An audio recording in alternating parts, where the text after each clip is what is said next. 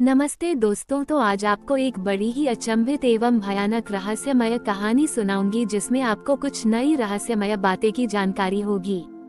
तो कृपा करके अभी चैनल को सब्सक्राइब कर ले। यह मेरा दूसरा नया चैनल है ताकि और भी रहस्यमय कहानी सबसे पहले आप तक पहुंचे। धन्यवाद। तो सुनिए। ऋषिकेश में एक प्राचीन मंदिर की खुदाई के दौरान युवा पुरातत्वविद आरव शर्मा को एक विचित्र शिला मिली।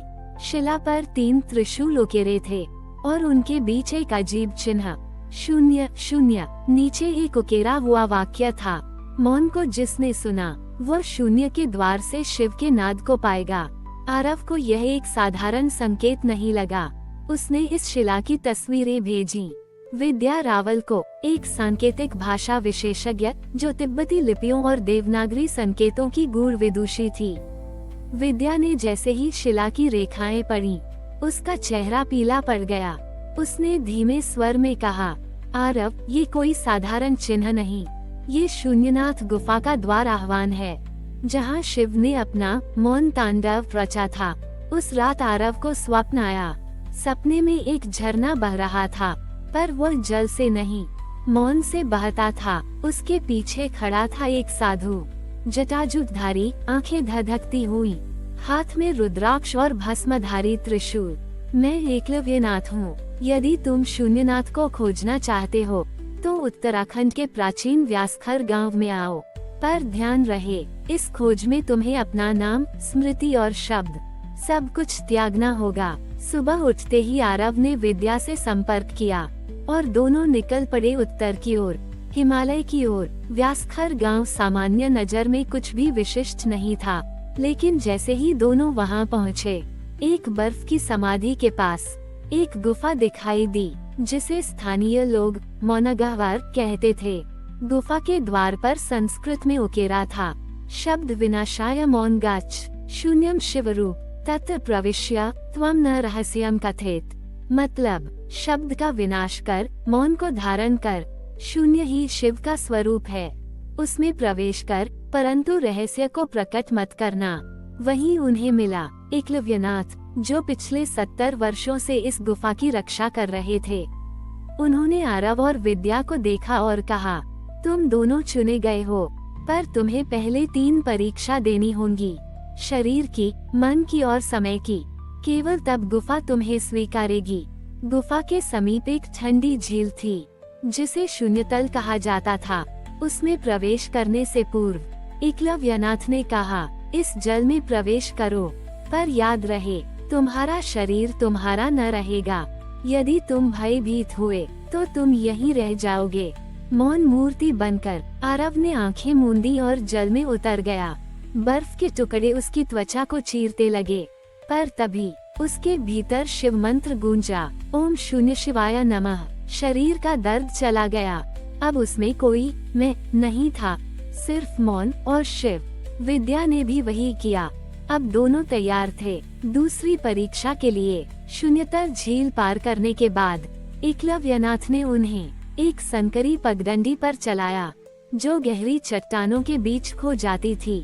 कुछ दूर चलने पर वे पहुँचे एक अद्भुत स्थान, मनोशिला। यह कोई सामान्य शिला नहीं थी, यह एक जीवित शिला थी, जो मन की हर लहर को महसूस कर वही रूप लेती थी। एकलव्यनाथ बोले, अब शुरू होती है मन की परीक्षा। ये शिला तुम्हारे भीतर की असली पीड़ा, भय, लालसा और मोह को साकार रूप देगी। उससे भाग नहीं सकते। केवल मौन और साक्षी भाव ही तुम्हारी रक्षा करेंगे। जैसे ही आरव शिला के निकट गया, शिला बदलने लगी और सामने प्रकट हुई उसके पिता की छाया, जो उसे हमेशा तिरस्कार करते थे। तू कभी कुछ नहीं कर पाएगा, तेरी खोजें व्यर्थ हैं। मौन, वो भी तू समझेगा। आरव की सांसें तेज हो गईं। वो बोलने ही वाला था, पर तभी शिव के त्रिनेत्र की झलक उसके मन में आई। उसने आंखें मूंदी और मौन धारण किया। क्षण भर में छाया विलीन हो गई। शिला अब शांत हो चुकी थी। अब विद्या आगे बढ़ी। शिला से उठती धुंध ने उसके सामने लाया उसकी मृत माँ का स्वर, तू मुझे छोड़कर चली गई। ज्ञान ही सब कुछ है, क्या तूने कभी स्नेह को समझा? उद्धरण चिन्ह। विद्या के नेत्र भर आए। पर उसने आंखें बंद कर ली।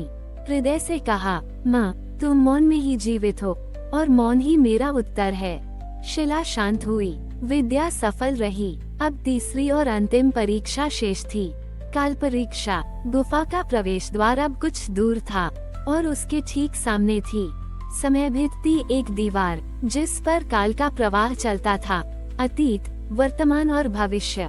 एकलव्यनाथ ने कहा, इस भित्ति से गुजरते ही तुम्हारे नाम, पहचान और अस्तित्व का बोध क्षणिक रूप से विलीन हो जाएगा। यदि तुम लौटे तो तुम वही रहोगे, यदि न लौटे तो तुम शून्यनाथ के मौन का अंश बन जाओगे। आरव और विद्या ने एक दूसरे की ओर देखा। उनकी आंखों में भय नहीं बल्कि आत्मिक आमंत्रण था। वे दोनों समय भित्ति की ओर बढ़े। जैसे ही उन्होंने उसे छुआ, एक दिव्य प्रकाश फटा। जब वे दोबारा चेतना में आए तो वे एक गुफा के भीतर थे, पर वहाँ कोई गूंज नहीं थी। पूर्ण मौन, शब्दहीनता, पर उसी मौन में ... गूंजता था एक दिव्य नाद। एक नाद जो हृदय के बाहर नहीं, भीतर उठता था। तभी एक स्वर गूंजा, तुमने नाद को सुना है, अब तुम मौन के पात्र हो। उनके समक्ष प्रकट हुआ एक त्रिशूल जो स्वयं शिव का नाद स्वरूप था। गुफा की दीवारों पर लिखा था, शब्द ब्रह्म है पर मौन शिव है। आरव और विद्या अब लौट चुके थे, पर वे अब पहले जैसे नहीं थे। वे अब केवल खोजकर्ता नहीं बल्कि मौन के वाहक थे। उन्होंने अपने जीवन को शिव के शून्य स्वरूप के प्रचार में समर्पित कर दिया और शून्यनाथ की गुफा वो अब भी हिमालय की छाया में है। सुनने वाले के लिए मौन में नाद बनकर शून्यनाथ की गुफा से लौटने के कुछ महीनों बाद आरव को स्वप्न में एक रहस्यमय दृश्य दिखाई देने लगा। वह दृश्य एक अग्निकुंड जिसके मध्य से उठता था एक गहरा गूंजता हुआ नाद। स्वप्न में किसी ने कहा, मौन को जान लिया है, पर क्या तुम उसकी अग्नि को सह सकोगे? आओ, नाद कुंड बुला रहा है। आरव जाग गया। उसका मन विचलित था पर एकाग्र। उसने विद्या को बुलाया और दोनों फिर हिमालय की यात्रा पर निकल पड़े। 3 दिन तक चलने के बाद वे पहुँचे एक निर्जन घाटी में जहाँ कोई रास्ता नहीं दिखता था। तभी एक बुजुर्ग साधु प्रकट हुए। उनकी आंखें अधजली लकड़ी सी थीं। उन्होंने कहा, नादकुंड तक कोई रास्ता नहीं ले जाता। यह अग्निचक्र केवल उन्हीं के लिए खुलता है जो भीतर की असत्यता को जला चुके हों। आरव ने पूछा, कौन हो आप? साधु मुस्कुराया, मैं नाददीप्त, नादकुंड का अंतिम रक्षक। पर अब मैं जा रहा हूँ। अब तुम्हारी परीक्षा है, क्या तुम नाद की अग्नि में स्वयं को विसर्जित कर सकोगे? फिर उन्होंने अपना त्रिशूल भूमि में गाड़ा और उसी क्षण धरती कांपी और एक प्राचीन द्वार प्रकट हुआ जिस पर लिखा था, यहाँ शब्द मरते हैं और नाद जन्मता है। जैसे ही आरव और विद्या ने द्वार पार किया, वे पहुँचे एक रहस्यमयी कुंड में, नाद कुंड। कुंड में अग्नि जल रही थी, पर वो अग्नि लाल नहीं, नीली थी, मानो शिव की तीसरी आंख से निकली हो। तभी एक आवाज आई जो बाहर नहीं भीतर सुनाई दी, मौन की अग्नि में जलना होगा। जब मैं का भ्रम भस्म होगा तभी शिव का नाद तुम बन सकोगे। आरव ने आंखें बंद की। वो अग्नि में उतर गया। एक पल को उसका शरीर कांपा। उसकी स्मृति, उसका नाम, उसका अतीत सब जलने लगा। विद्या भी पीछे नहीं रही। उसने भी अग्नि में प्रवेश किया। जब उन्होंने नेत्र खोले तो वे एक नई चेतना में थे। अब कोई आरव नहीं था, कोई विद्या नहीं थी, केवल नाद था। वे स्वयं शिव के मौन के वाहक नहीं, मौन स्वयं उनके माध्यम से प्रकट हो रहा था। उन्होंने अपना स्थान चुना, हिमालय की गोद में, जहाँ वे नाद ध्यान की एक नई परंपरा का आरंभ करते हैं। अब न वे बोलते हैं, न उपदेश देते हैं, केवल मौन में बैठते हैं और उनके समीप बैठने वालों के भीतर नाद स्वयं प्रकट होता है। शब्द ज्ञान देते हैं, मौन बोध कराता है और नाद वो शिव की सांस है जिसे केवल जलकर ही पाया जा सकता है। हिमालय के शिखरों के मध्य एक शांत शिला पर 2 योगी ध्यानस्थ थे, आरव और विद्या नहीं, अब केवल शिवनाद और शून्य विद्या। उन्होंने नाम त्याग दिया था। अब वे शब्द नहीं, शून्य के माध्यम से लोगों को अनुभूति कराते थे। पर एक रात्रि बर्फीली चुप्पी के बीच दिशाओं ने कंपायमान होकर चेताया, शून्यनाथ अब प्रकट होंगे अंतिम गाथा के उद्घोष के लिए। एक बार फिर मौन बोलेगा। तीसरी रात्रि को पूर्णिमा की रात, गगन के मध्य एक ज्योति उतरी, नीली, शांत, कंपायमान। वह कोई देवता नहीं था, न ही कोई ऋषि, वह था शून्यनाथ स्वयं। उसके कोई शब्द नहीं थे, वह केवल मौन से आरव और विद्या की ओर देखता रहा। और मौन ने कहा, अब तुम तैयार हो, अब समय है स्वरूप के भी विलय का। तुम शिव नहीं बनोगे, बल्कि शिव में लीन हो जाओगे। उस अगली भोर आरव और विद्या अंतिम बार धरती पर चले। उन्होंने किसी से विदा नहीं ली, कोई प्रवचन नहीं दिया। वे शून्यनाथ के साथ उस अंतिम गुफा की ओर चले, जहाँ से समय प्रारंभ होता है और अंत होता है। गुफा के द्वार पर लिखा था, यह नाद भी मौन हो जाता है, केवल ब्रह्म बचता है, रूपहीन, शब्दहीन, कालहीन। उन्होंने एक दूसरे की आंखों में देखा और मौन में प्रवेश किया।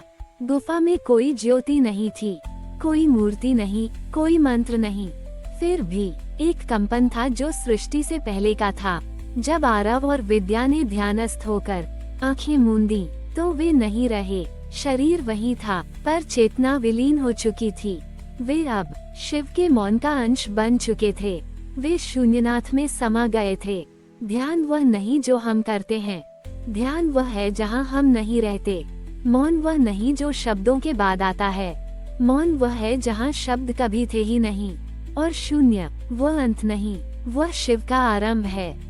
हमारी और भी आध्यात्मिक एवं अनोखी कहानियाँ देखने के लिए हमारे चैनल पर जाएं तथा धार्मिक एवं पौराणिक अनोखी कहानियाँ हमारे चैनल पर है। कृपया जाके देखें तथा हमारे चैनल को सब्सक्राइब करके रखें और वीडियो लाइक जरूर करें। धन्यवाद।